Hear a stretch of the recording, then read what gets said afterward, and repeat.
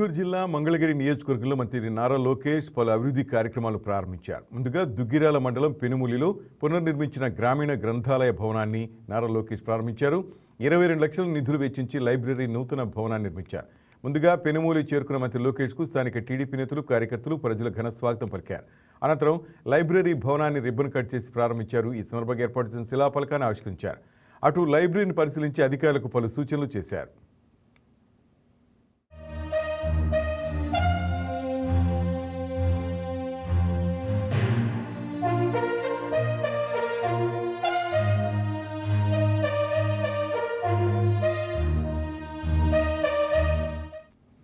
అనంతరం దుగ్గిరాల మండలం రేవేంద్రపాడులో ఎన్టీఆర్ విగ్రహాన్ని మంత్రి నారా లోకేష్ ఆవిష్కరించారు.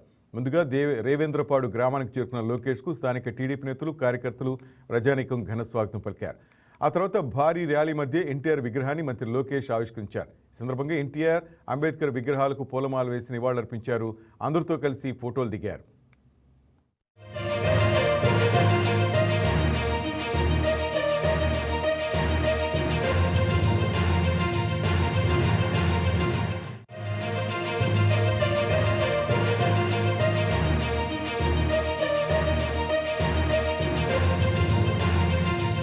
Please subscribe to YK TV Network. Please subscribe to YK TV. Please watch YK News.